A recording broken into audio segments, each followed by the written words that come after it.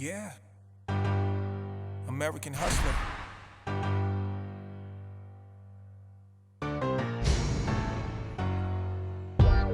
I got the city on lock, getting this money round the clock. Cause I am a hustler, pushing product on the block. Never sleep cause the grind don't stop. Cause I am a hustler, stay away from the cops. Ain't trying to do time in the box. Cause I am a hustler, don't believe me, just watch. I'ma make it straight to the top. Born on the hard streets of Philadelphia, Jimmy Dasaint was the oldest of his mother's 5 children. Raised in the drug-infested, crime-riddled Mill Creek housing projects in West Philly, Jimmy was forced to grow up fast. I grew up in the 46th Street projects. I never knew my pop. I never knew nothing about it, never asked about it, never knew nothing about it. I had him when I was 17 years old. It was a struggle. His father wasn't in our lives. My father, like I said, I never knew about dude until my mom told me one day, mentioned something about him, and I learned a little bit of information about him. I learned that he was a guy that was heavily into music and writing songs, and so we had that in common. He had a lot of children, because I later found out I had a lot of brothers and sisters. Other than that, I don't really know too much about dude. He never was there for me and my mom, so there was no need for me to really reach out. You know what I'm saying? I was so focused on what I was focused on, trying to survive the streets, peace to him wherever he at. You know what I mean? No hard feelings. I'm a hustler. I'm gonna make it happen, with or without the proper people that's supposed to be in your life, because I'm gonna make it right. Jimmy decided to walk his own path, a path that would lead him to a life of crime, drugs, murder, and hard prison time. So I actually grew up with my stepdad. That was my brothers and sisters' father. But growing up as a young child, you know what I'm saying, my mom made sure that I had everything. In the early 80s, as a kid growing up in West Philadelphia, Jimmy and his neighborhood friends would all hang out together.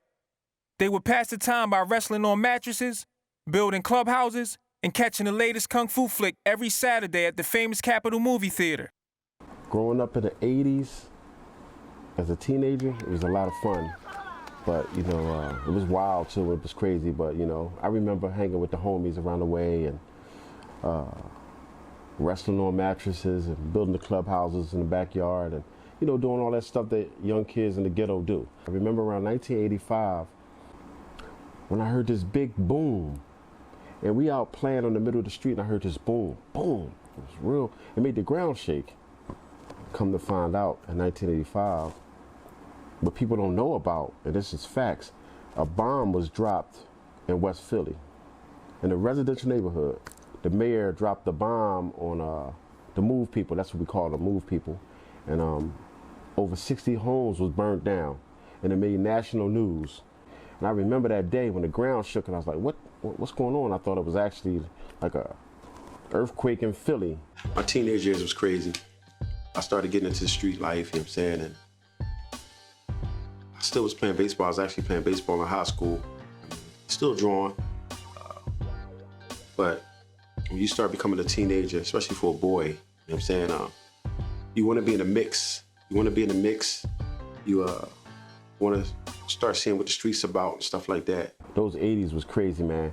When crack came, oh wow. I remember so many people just strung out on drugs, mothers and fathers and brothers and sisters and uncles and everybody. And even though it affected me looking at people strung out on drugs, I wanted the money and the power that came with it. Because when you seen the guy who was selling them drugs to those individuals, he was driving a Mercedes-Benz, a Cadillac, or whatever. He had on the flyers, clothes and jewelry and everything.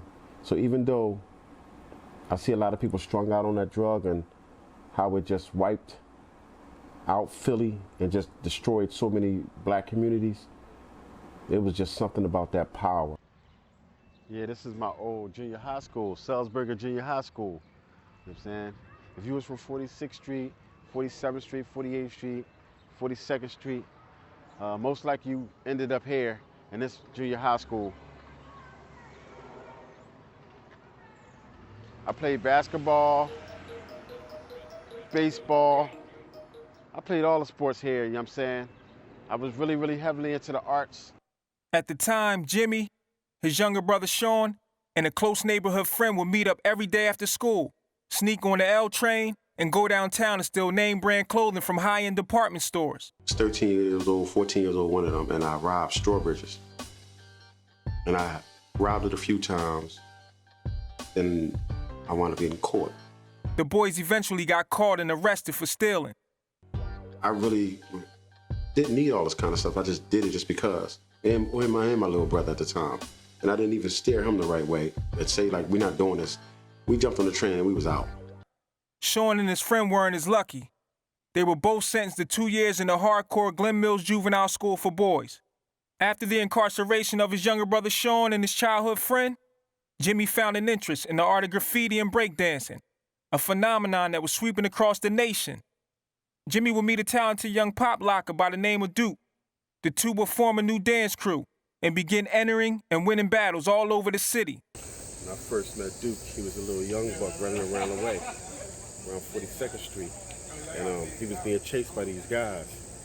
About 2-3 guys was chasing, they was trying to bully him. So we met because I stopped the bullies from bullying him. And ever since that day, he became one of my closest friends. So my brother Jimmy, he was in the hood all the time. I was the youngest, so all I ever seen was my brother doing was in the neighborhoods. First started off doing his little graffiti on his t-shirts.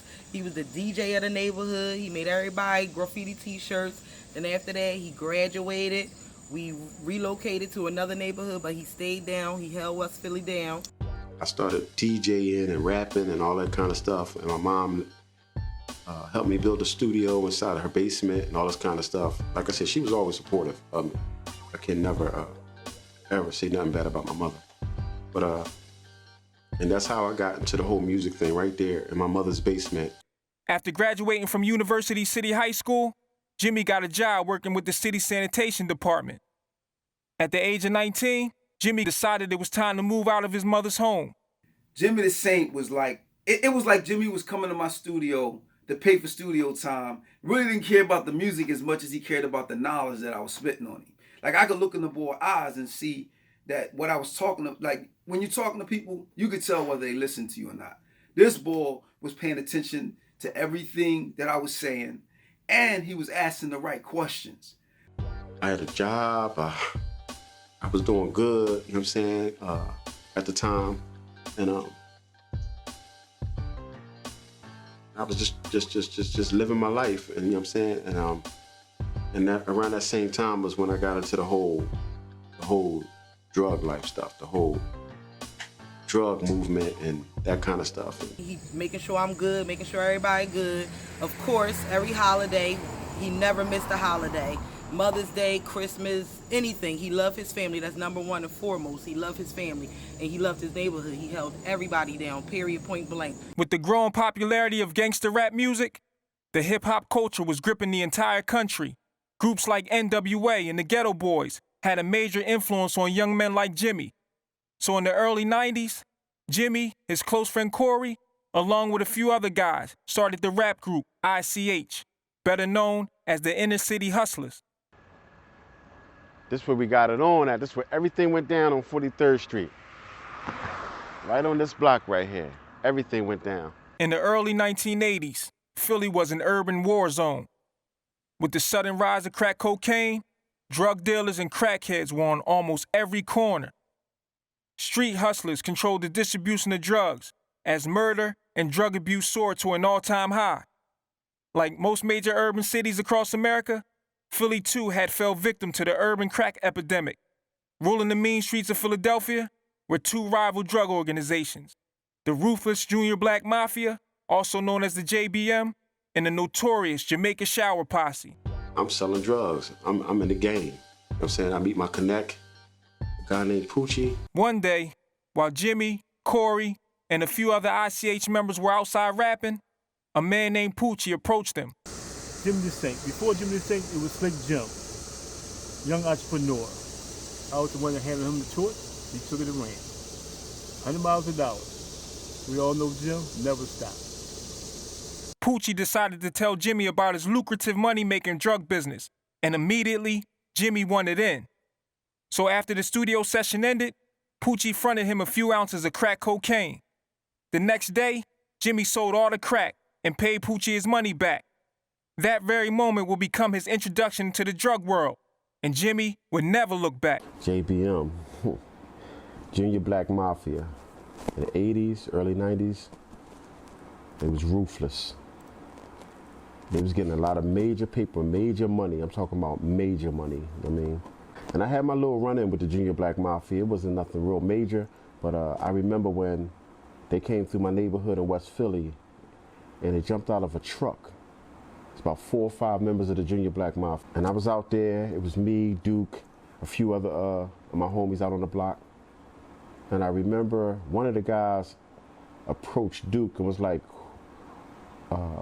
who got this corner? Who's selling drugs out here? Who run this corner? And Duke pointed to me. It was like, Jim. And the dude was like, well, where you get your cocaine from? Where you get your drugs from? And I didn't answer him, like, why? And he was like, well, wherever you get it from, we got a better price for you. You know what I'm saying? You should get down with us. And I remember refusing. And no violence or nothing really popped off or nothing. He just looked at me and was like, okay, you know what I'm saying? And they got back in their truck and they drove off. But that was some wild times, because at the time we was getting a lot of money, and I guess they heard about us and they came through there, and I just refused to get down with the program. Right inside this building is where ICH made all our magic, man. Poochie had a studio inside this building. I mean, we had everything. I mean, back then we was working with Pro Tools and all the top software for mixing and mastering and whatever. But this building right here, the whole ICH should be in here. Jimmy must have had 30 rappers, man, come through that ICH camp. And what I loved about it, man, is just like I was helping them some of the music, so I got an opportunity to hear the stuff and hear the artists. I watch artists go from not being able to rap that well to being killers. It was like MC boot camp. My ICH crew was serious. I went and recruited some of the best young rappers throughout Philly. Guys like Colossus and Hands of Stone and G. George, Cheese, Oskino, Sparks, Aziz, Live, Shorty Raw, and so many others. Then I went out southwest and hooked up with this dope producer named Black Key, and all the magic just started coming together. I'm knocking off drugs like it ain't nothing. I'm selling quarter key, half a key, kilos, making a lot of money, living by myself, driving nice cars, and I'm in the game, you know what I'm saying? And it was just crazy because it just happened so fast. So I'm working for the city, and at the same time, I got 10 dudes selling drugs for me. This is where we play ball. Me, Duke, and the crew right here at Mill Creek Playground. I actually play Little League Baseball over here too. But the summer leagues, oh wow. The summer leagues was crazy. It'd be packed out here. It'd be packed. People all behind the gates, people all on the bleachers. Just 1 year after meeting Poochie, Jimmy had already become his top earner. With Duke as his right-hand man, they began to open up crack houses all over West Philadelphia. When it was good, it was good. When we was getting that money, I mean, me and my boys, we was getting major money. I'm talking about, it was times we was counting $20,000 and $30,000 every day. Trash bags, pillowcases full of money, we dumping it out, counting. Man, when I first met Jim, back in the day, long time ago, man. Jim was out in the streets, ahead of the game, hustling young. He was a good dude. He was established by 15. Showed me a lot of stuff. I credit a lot of the ways that I am now, a lot of the things I learned, a lot of the shit that Jim told me. That hustling, you know, working, being loyal to your family, you know. Ain't nothing but good words come from me, bro. We was in these streets, man. Yeah, I had this the heart of 43rd Street right here. Penns Grove, Westminster Ave, right there, where that abandoned little lot at, right there is where I had a crack house. I used to sell nicks, trays. It was crazy back then, but this where it went down at. Right here. Jimmy would quickly graduate from moving a few ounces of cocaine to pushing major weight, kilos, becoming one of the top drug dealers in the entire area. With their new popularity and sudden wealth, Jimmy and Duke decided to move out of their 42nd Street neighborhood and into a luxury apartment building near City Line Avenue. Yeah, Jim Thoroughbore, man. He done a lot of things. Whatever you name, whatever you want, whatever brackets you want to go to, Jim done it. It don't matter. Whatever game was, whatever it was, he had his hands in it. From the music, from the streets. No, in the streets. Not in the street, in the streets. In the game deep, major war, everything. Like, you know, we done it, man. I was trying to get to that dollar, man. I mean, by any means necessary. Like I said, a lot of stuff I did, I didn't really have to do. I mean, I was good. I had a good job. I was in a good situation. But I don't know, it's the lust of money. I'm not gonna say the love of money, it's the lust of money. But sometimes when we lust something, it get the best of us. Saying, I don't think you could truly love money, but you could definitely lust it. I was about 17 years old when I was in the Gauge. I came home. I was gone for about 10 months. Came to Jim. Jim had the whole motherfucking hood locked down. Every corner. Took me to his crib, go to a wall, this big ass picture on the wall, pull a bag of money from behind the wall, throw all the money on the bed. Said, you ain't gotta get a job, this all us. Niggas ain't never doing no shit like that. Around the same time, artists like The Fresh Prince, Cool C, Steady B, EST, Tough Crew, and 100X had the city in a chokehold, the ICH crew was building their own popularity on the Philly hip-hop scene.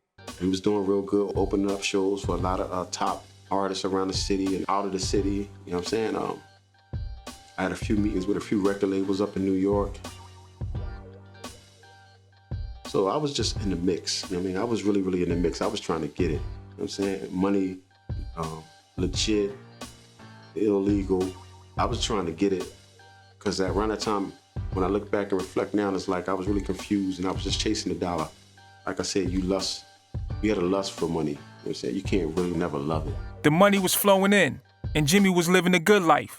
Beautiful women, jewelry, extravagant fashion, and hood fame. Jimmy even purchased 2 luxury cars for him and Duke to cruise around the city and show off at the weekly Hustlers gathering at the famous Belmont Plateau, the official meeting grounds for the top drug bosses from all over the city. Right here, this is the famous Belmont Plateau. Every Saturday and Sunday, you talking about popping, I'm talking about thousands and thousands of people out here. Thousands of people out here partying, cooking out, grilling. You know what I'm saying? It just was popping down here. The music be banging. You know what I'm saying? This is the famous Belmont Plateau with Will Smith mentioned in the Summertime song. You know, back in the plateau where everybody go. This is it right here. Jimmy and Duke linked up with a neighborhood friend named Cheese, who was also a major player in the drug game. Along with a few other close friends from 42nd Street, they would lock down their entire neighborhood, building a $20,000 a day drug operation. In a few short months, the 42nd Street crew had become the topic of discussion throughout the city. From the street corners to the bars and barbershops, the people were beginning to take notice. Yeah, this is the 42nd Street Bridge right here. It connects Mantua Avenue, this side of 42nd Street, to this side of 42nd Street. I got a lot of friends on both sides. I hustle and got money on this side, but on this side, I did my thing as well over there with Duran and a few of my homies from over this side, you know what I mean? Sparks lived over this side, Oskino lived down this side, I mean, but we all 42nd Street, but this was the bridge that connected the two. And then a lot of my friends start, you know, getting murdered. Because in around 1994, my neighborhood got into a drug war with another rival drug organization. And it was really, really, really violent, that whole time period. And I was in the mix of all this stuff. In the summer of 1994, a violent drug war will begin.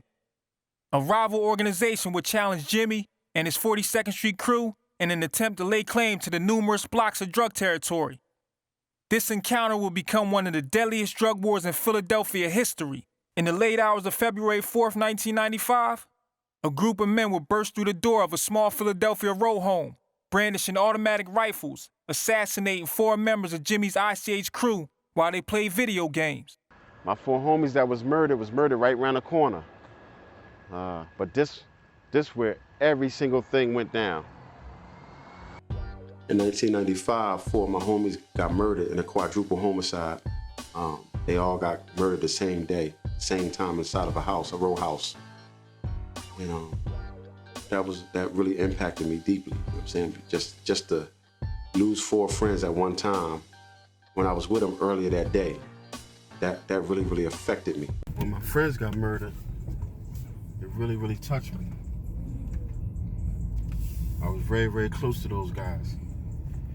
And that murder just touched and messed up the whole neighborhood. The whole 42nd Street was just in shambles and chaos after that. The feds came around, asked a lot of questions, state police, undercover detectives. You know, it was real crazy because, you know, 4 black men get murdered at one time. It's going to make the news, you know what I'm saying? So, I went to 4 funerals in 1 week. The following week, I went to 4 funerals, all their funerals, and it was just crazy at the time. And all we was thinking about was some get back, because our homies got murdered while they was playing video games in the middle of the night, and you know, the guy snuck up on them. It is what it is. But that was part of my life that really touched me. It really, really bothered me. It really, really messed my whole crew up, for real. So, you know, I was really, really depressed and just going through it. This will become the first quadruple homicide in Philadelphia history. The news of the murders was spread like wildfire through the city, causing the battle to escalate to its highest peak. The death of their 4 fallen friends left Jimmy and the surviving members of the 42nd Street crew devastated. So in the summer of 1995, with the release of their debut studio album, Ghetto Tales, Jimmy and Corey will write and perform a track entitled Thinking About My Homies and dedicate it to the memory of their 4 fallen friends. A few years later, Poochie will retire from the violent underworld, deciding to focus on his family and the music business. Then my group started becoming more popular, ICH, everybody talking about the inner city hustlers and what we got going on. Me, Corey, Dink, and Live, and Cheese, and Georgie, and Duke, and all the members of the group at that particular time. And actually the 4 guys that died in the row home, they was all associates and members of the ICH crew. I dove in the whole music thing, and I still was involved with the whole drug life, but I was looking for an outlet, and my outlet was with music and, you know, this whole music stuff. In 1997, just 2 years after the quadruple homicide that took the lives of his 4 close friends, Jimmy will be shot 10 times in a failed kidnapping attempt outside of his apartment. Right here is where I got shot. Late one night, coming in the house real late. It happened so fast, it just in the blink of an eye. I was involved in an attempted kidnapping where 4 people tried to kidnap me one day because at this particular time now, I was getting a lot of money, doing a lot of things on the streets and stuff. And I mean, I had a lot of people working for me and selling drugs or whatnot. And 4 people tried to kidnap me. Street hustlers controlled the distribution of drugs as murder and drug abuse soared to an all-time high. Like most major urban cities across America, Philly too had fell victim to the urban crack epidemic. It happened late one night, but I was shot 10 times, and all I remember is the guys running off. It didn't turn out like the way they expected it, but I remember them running off, and I remember just laying on the ground. And I remember this girl voice screaming over me, kept telling me, "Don't die, don't die, don't die." His lifeless body was rushed to the nearby University of Pennsylvania hospital, where he would lay in a coma, clinging to life for almost a month. I was in the hospital for almost 30 days. It was crazy. I was in a coma for about 3 weeks. When I finally woke up, my mom was by my bed, sisters, my man Duke, some good close friends. They was all around the bed when I finally came out of the coma. I couldn't walk for a while. I was paralyzed. I was on dialysis machine because my kidneys were shot up pretty bad and my pancreas.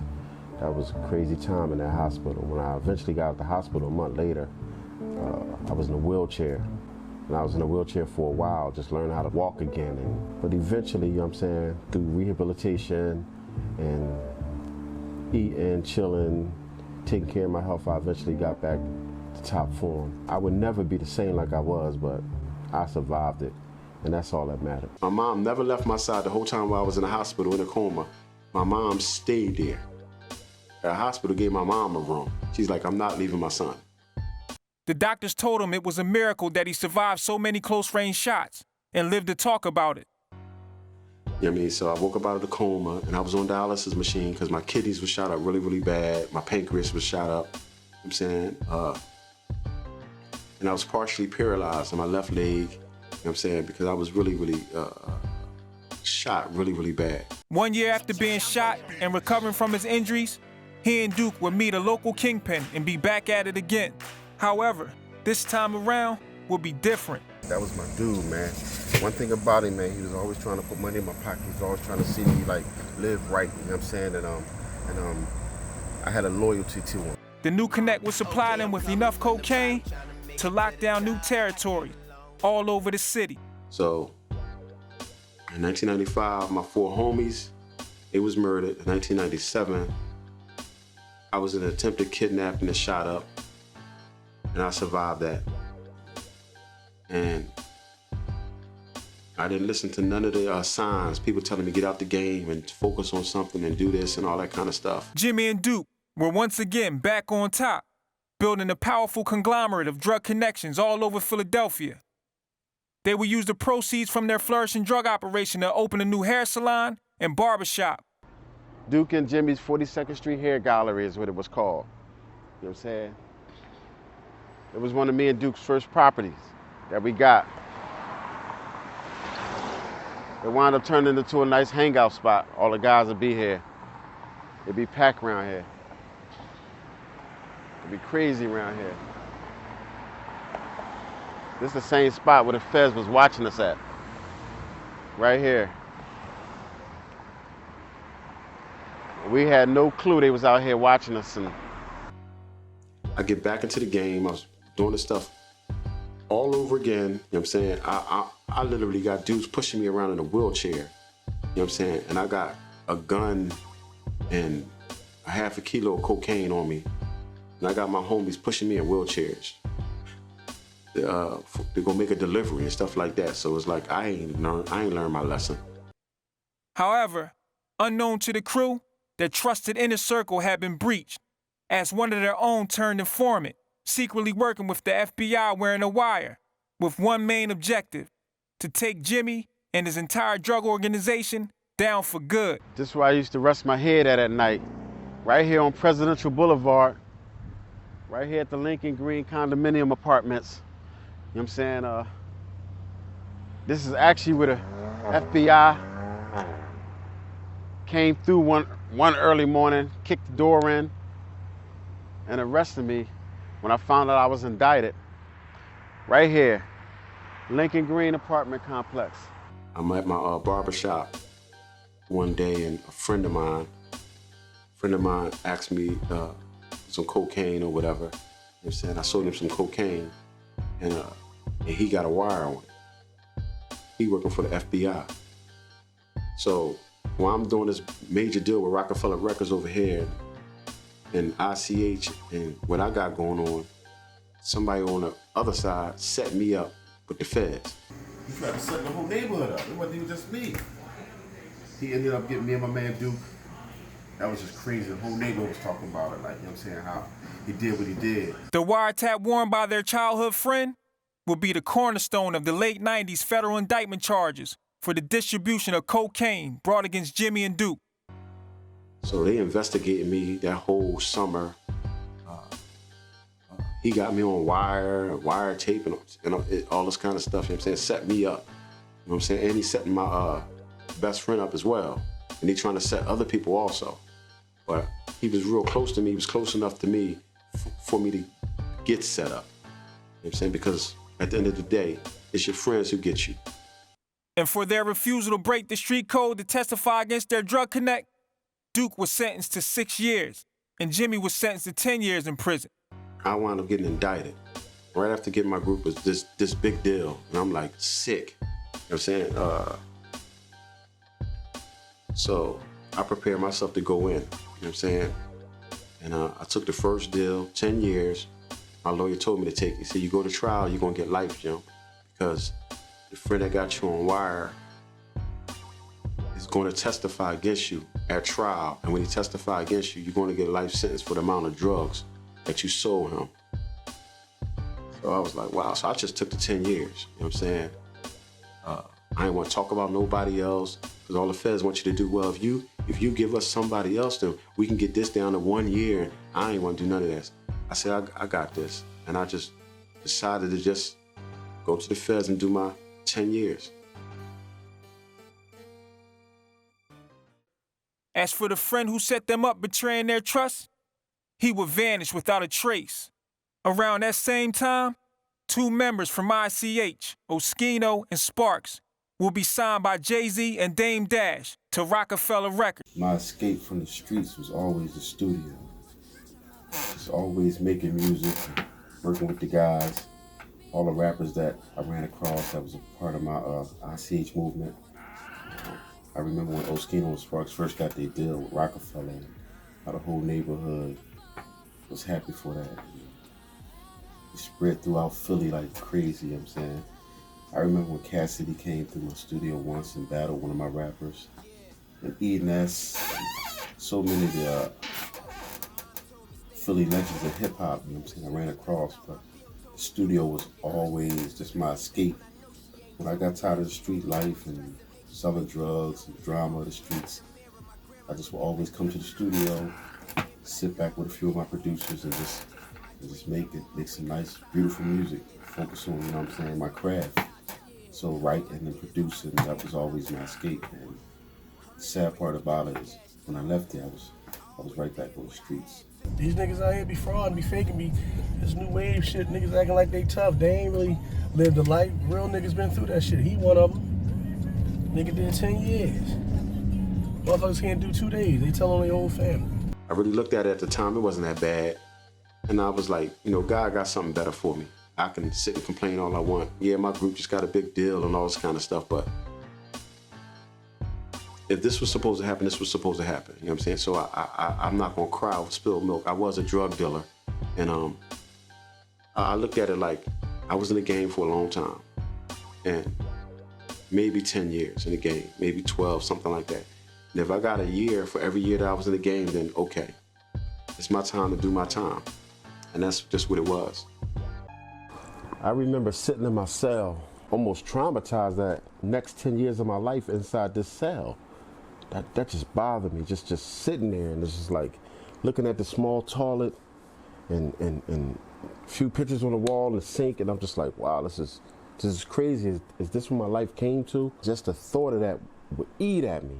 And then something just told me just to pick up a pencil and some paper. It just came out of nowhere, and I said, I'm gonna do something about it. If I gotta spend a decade in federal prison, then I'm gonna do whatever I can to better myself. And when I picked up that pen and pad that day, it just came out of me. It's just like I just started writing. And I just started writing stories from out of nowhere. They just kept coming. It kept coming. At that moment, I just felt like I found my true calling. It's like, wow. I didn't have no distractions. You know what I'm saying? I didn't have to worry about nothing. All I had was that pencil and that blank piece of paper, and that started it all. And that was the beginning of me becoming a book author. Just 1 year into his lengthy prison sentence, and inspired to do something with his life, Jimmy would pen his first novel, a book titled Money, Desires, and Regrets. And I told my cellie, I said, I'm gonna write me a book. I'm gonna write a book. So I literally wrote a book. I started writing a book. When I was finished a few months later or whatever, he read it. He said, Jim, this is really good. I think you should stick with it. He said, I'm gonna let some other people read it and see what they say. Real good brothers by the name of Prince. Prince said, man, you know, you got a homie, man. You know, Jimmy Dasaint, man. I said, Jimmy Dasaint? He says, yeah, man. Real phenomenal dude. And when I had the opportunity to walk past him, he was sitting on the bench. I said, the rapper. The brother looked up and smiled back. It was immediate, I'm talking about immediate chemistry. You know what I mean? The brother got up, stood up, we shook hands, we embraced, and I was telling him what I was trying to do. And he said, hey man, look, later on we're gonna go ahead and get together, man. So I came out later on, we sat back on the bleachers, and I was telling him and I was showing him what I was trying to do, and the brother said, hey man, check this out. This is how I need you to go ahead and do this. This is how I want you to go ahead and do this. And the thing about it is this here, is that everything that brother said, and me listening to that brother, you know what I mean, from what he was doing for himself, his endeavors, his plight, you know what I mean, and the way how the brother actually turned around, man, and created his whole foundation, it all set a strong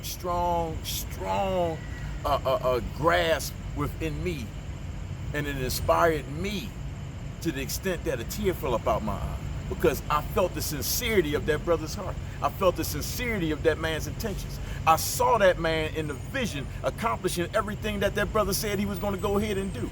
See, this ain't something that I'm just going to sit here and make up. It ain't even about making up no stories. It's about expressing the truth.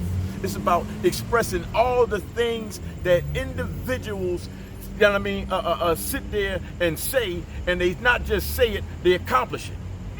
This man is an accomplisher. The man is a finisher. This is a man that I'm grateful to call my brother. This is a man I am grateful to call my friend. This is a man that, when I pray for myself, I have to ask Allah to protect this brother and continue to bless this brother. Why? Because I want to see this brother succeed.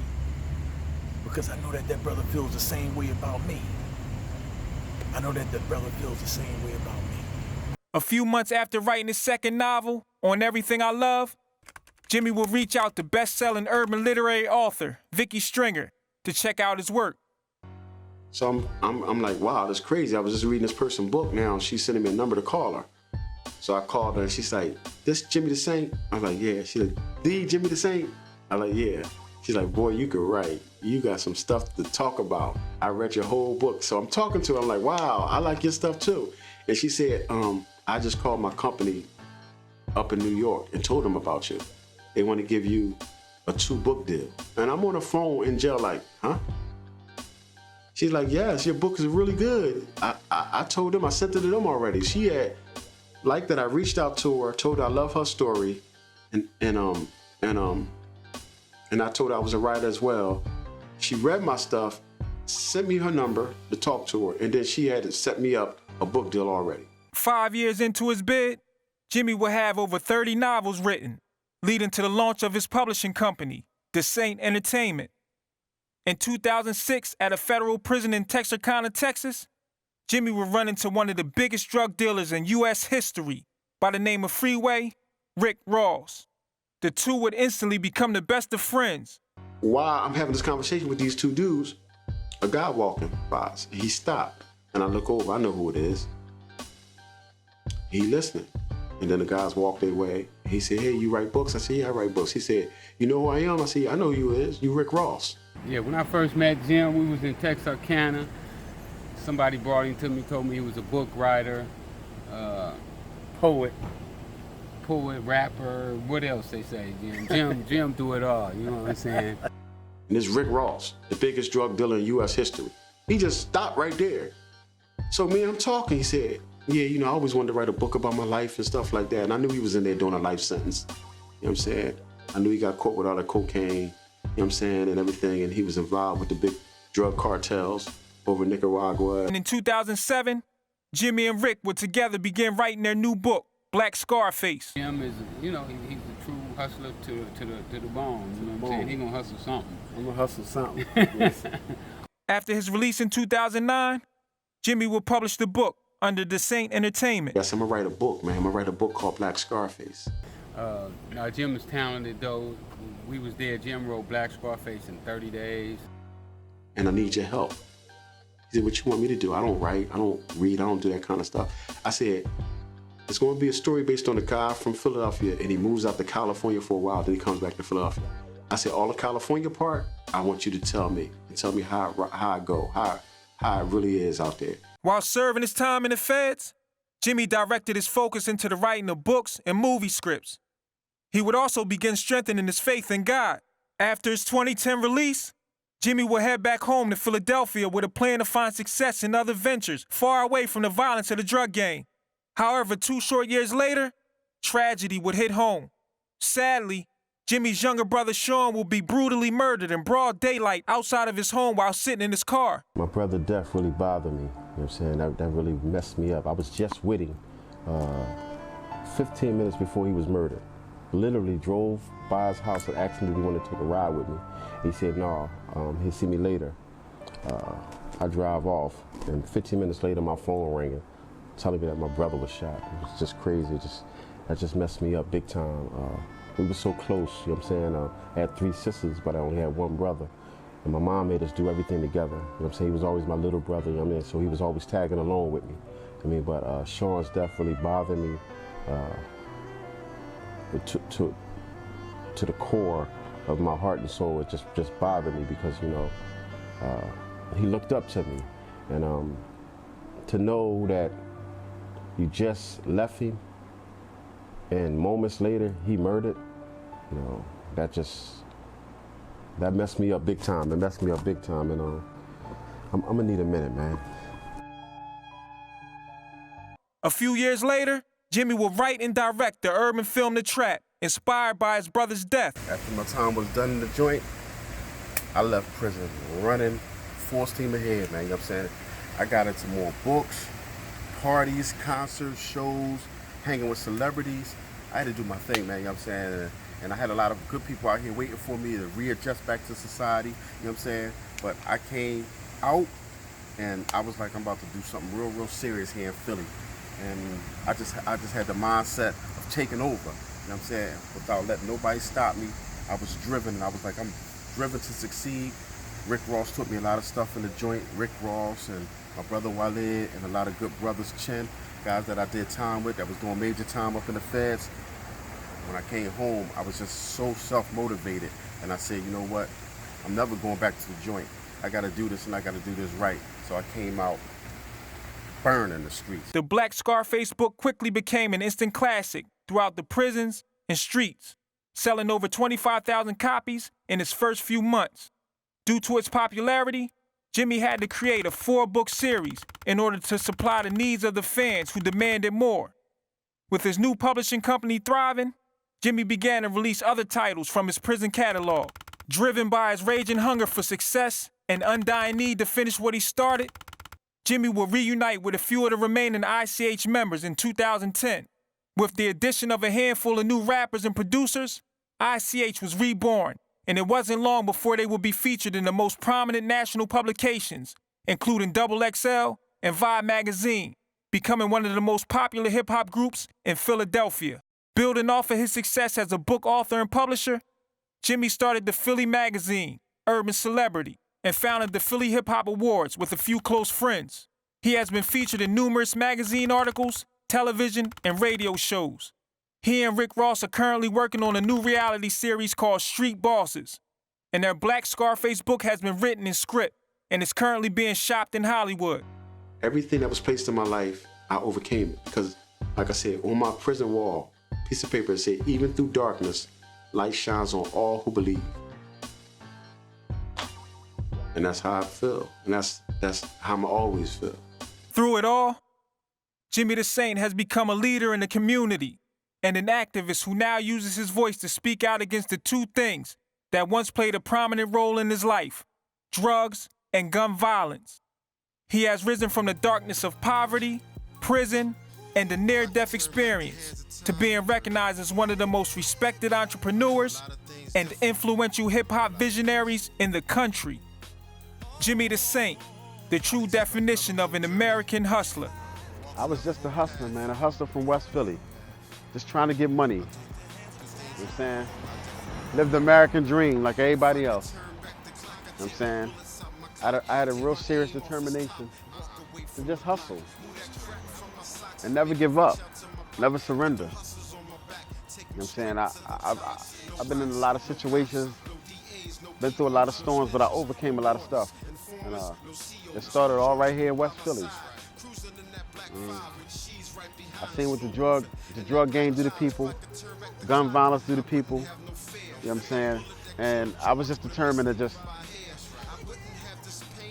shine in the darkest spot, the darkest place, the darkest times of my life. I was still determined to shine. So even though I got shot and I was in the drug game and I lost a lot of friends to the cruel drug life, I just thank God that I was one of the ones who was able to survive and come through it and pull through it. And I'm still here today to talk about it. There's so many people not around anymore. So yeah, born and raised in West Philly, man.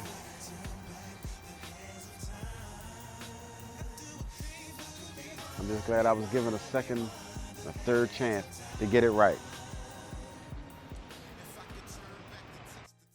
I'm from where the streets is hot and the hammers pop and the youngsters all plot to one day own a yacht where we aim for the top and pray twice a day because time is the thief that steal our life away. I'm from where the cops is crooks and the streets is dirty and niggas with life sentence start snitching to get to 30 where they break down bricks, turn O's to Knicks, then drop 100 G's on the Sixers over the Knicks. The home of the body bags where niggas bag bodies and the game ain't the same since the feds grabbed Gotti. I'm a player with 2 strikes in the bottom of the knife. One more strike and the feds will give me life. See my sister chase pipes, strung out on drugs. They say blood thicker than water, but love thicker than blood. Live the life of a hustler, 9 by the navel, triple bean scale and a brick of crack on the table. In the Ducky Stash house surrounded by all homies, while the money machine keeps spitting out all phonies. Big faces on bills, goons clap what they steal. My life is a movie, but the actors are real. No scripts, no stunts, no movie stars. Filled with sex, drugs, and murder is rated R. I keep the cross around my neck, but the gauge in the car, cause the saints stay prepared for the stages of war. I flip bricks of raw, turn rocks to cash, but learn the road to success is not an easy path.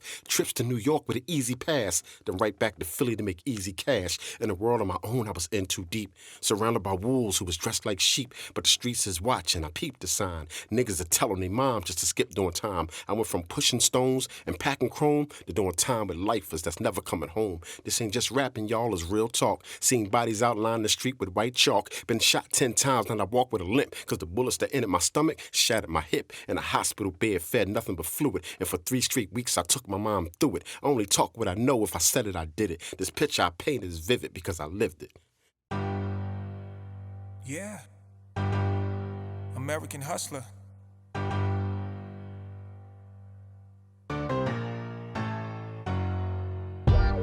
I got the city on lock, getting this money round the clock. Cause I am a hustler, pushing product on the block. Never sleep cause the grind don't stop. Cause I am a hustler, stay away from the cops. Ain't trying to do time in the box. Cause I am a hustler, don't believe me, just watch. I'ma make it straight to the top. I'm from where the streets never rest. No checkers, we play chess. You move wrong, you get moved on, one in your chest. The streets love no one, everybody in harm's way. FBI got their snitches up in your hallway. Best thing to do is get missing, get far away. Jump in your car and get far to keep the law away. Rats gon' tell, set the traps, no bell. To sit you in the cell for the crack you sell. Now you back in jail, prison bars lacking mail. You grew up in the home where you lacked the mail. Got you back in hell, just plotting on the way out. To walk a new road with new goals and try to stay out.